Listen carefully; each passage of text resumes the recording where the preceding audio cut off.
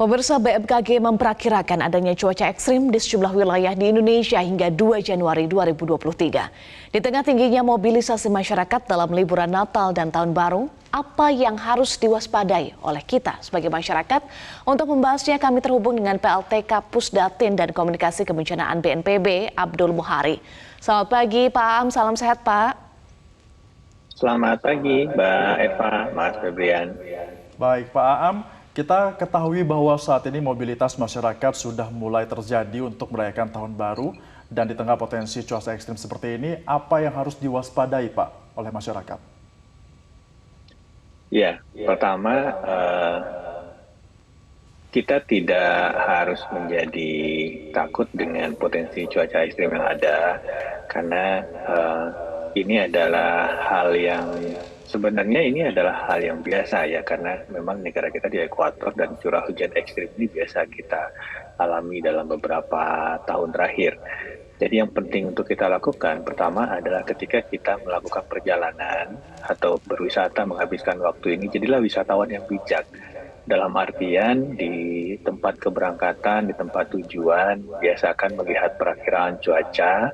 Dan kalau memang situasi cuaca tidak memungkinkan kita untuk beraktivitas di luar ruangan, dalam artian mungkin di pesisir pantai karena ombaknya tinggi, atau di daerah sepanjang aliran air, karena saat ini wisata-wisata sungai, wisata-wisata di sepanjang wisata air itu cukup populer, tetapi bukan berarti kita tidak boleh sama sekali menghabiskan waktu di situ.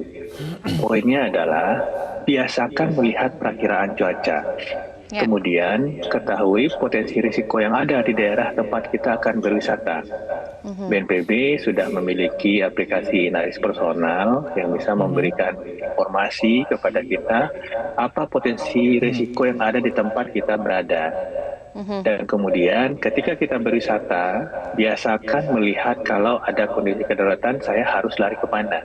Misalkan kalau kita di hotel, biasakan melihat tangga darurat posisinya di mana. Kemudian kalau kita ada wisata outdoor, jika terjadi kondisi kedaruratan, jalur evakuasi di mana, posisi parkir mobil di mana. Ini adalah langkah-langkah adaptasi yang mau tidak mau harus kita biasakan, Mbak Eva. Iya, Pak Aam, kalau dari sisi masyarakat harus proaktif. Nah, kalau BNPB dan juga BPBD di seluruh wilayah yang rawan, ini akan seperti apa, Pak? Langkah antisipasinya dengan cuaca ekstrim yang diprediksi masih akan terjadi hingga 2 Januari 2023. Ya, sebenarnya kita bersama BPBD Provinsi, 38 Provinsi, dan 514 Kabupaten Kota, kita sudah berkoordinasi sejak akhir September sebenarnya. Karena kita ketahui, mungkin kalau kita flashback 2 bulan ke belakang, Oktober itu intensitas cuaca ekstrim jauh lebih tinggi. BNPB itu mencatat bahkan kita pernah mengalami kejadian bencana hidrometeorologi basah, banjir bandang, tanah longsor itu hingga 82 kali dalam seminggu, dengan korban mencapai 15 orang dalam 1 minggu di bulan Oktober.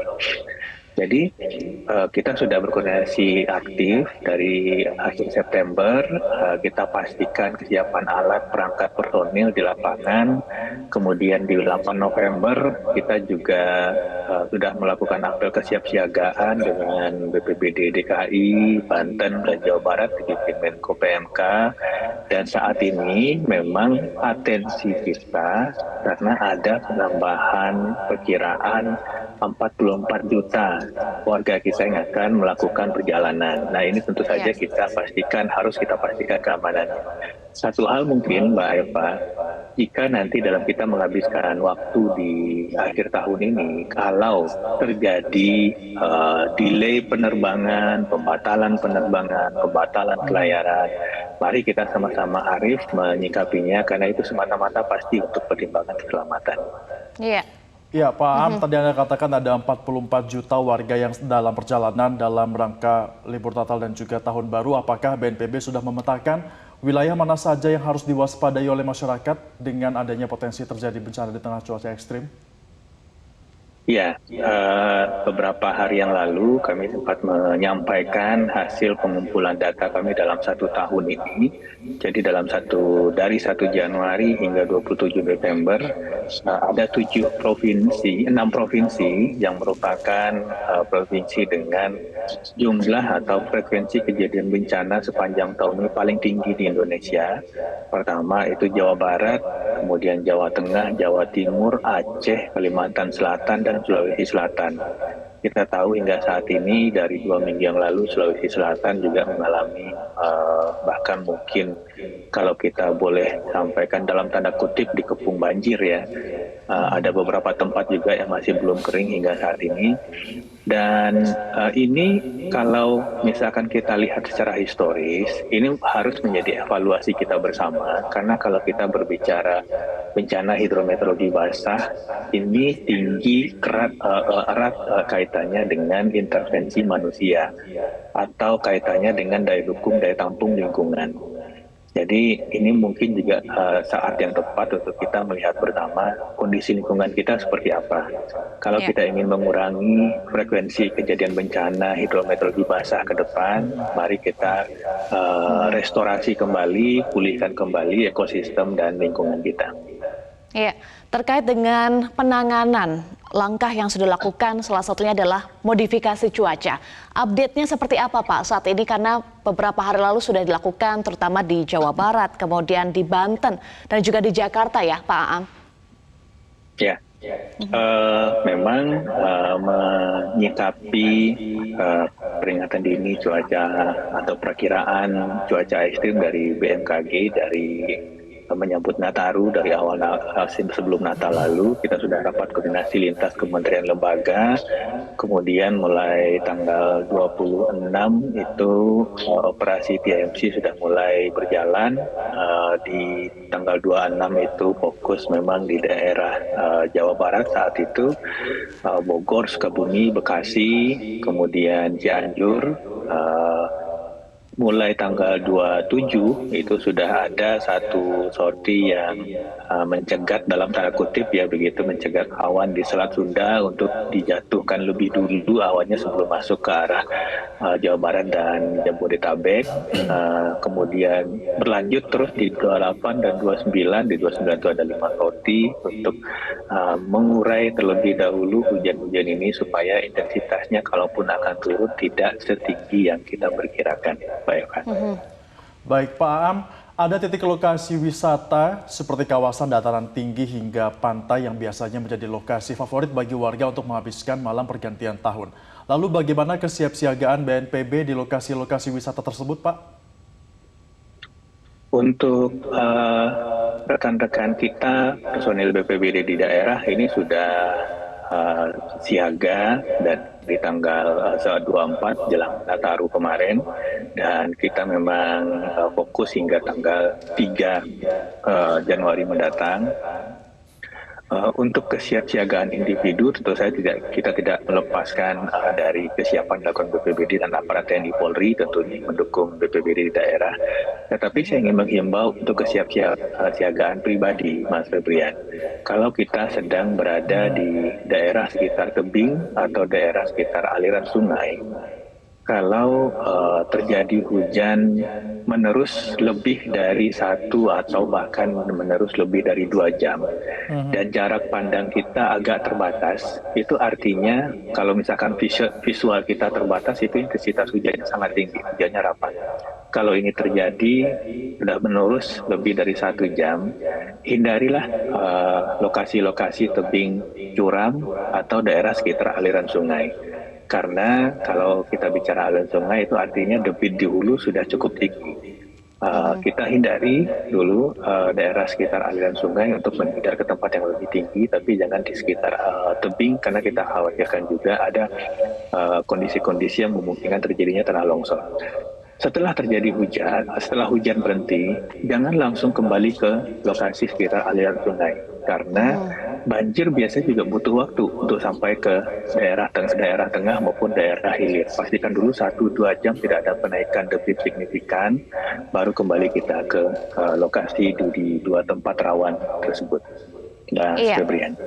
Betul, Pak Aam, keselamatan tentu hal yang utama, tapi kalau kita lihat informasi beberapa hari terakhir ini ya, di jalur penyeberangan khususnya ya, Pak Aam, ada kendaraan yang tercebur, kemudian juga ada kapal yang mengalami kecelakaan di laut. Untuk jalur penyeberangan, apa himbauan dari BNPB Pak untuk menjaga keselamatan di jalur laut, di jalur penyeberangan ini? Iya, kita juga berkoordinasi dengan Kementerian Perhubungan, khususnya dengan ASDP, BMKG dan ASDP, dan sebenarnya sudah ada SOP tertentu yang dilakukan oleh ASDP. Beberapa kali kami mendapatkan informasi bahwa ASDP terpaksa menghentikan atau membatalkan pelayaran penyeberangan, dan ini tadi yang saya sampaikan, kalau memang itu terjadi, maka mari kita sama-sama arif menyikapinya, karena itu pasti untuk pertimbangan keamanan. Oleh sebab itu, kita yang akan melakukan perjalanan benar-benar biasakan melihat perakiraan cuaca. Karena mungkin di sepanjang perjalanan kita akan menggunakan sarana transportasi penyeberangan, dan kita harus antisipasi kalau memang cuaca tidak memungkinkan dan keputusan dari otoritas pelayaran membatalkan atau menunda penyeberangan, mari kita terima sama-sama. Karena ini pilihannya dua, apakah kita tidak bisa berangkat atau kita paksakan berangkat, kita sama sekali tidak bisa pulang. Jadi ini yang harus benar-benar kita lihat, dan intinya sekali lagi biasakan, mari kita budayakan melihat perakiraan cuaca, Mbak Eva, sehingga kita bisa benar-benar mengantisipasi apapun potensi risiko atau kendala yang akan kita hadapi selama cuaca ekstrim ini. Artinya komunikasi ini perlu dilakukan untuk memaksimalkan agar masyarakat bisa benar-benar memikirkan apakah melakukan perjalanan atau tidak di tengah pergantian tahun nanti. Lalu Pak Aam, bagaimana BNPB berkomunikasi dengan masyarakat untuk mengurangi potensi kerugian jika nanti ada bencana di tengah cuaca ekstrim?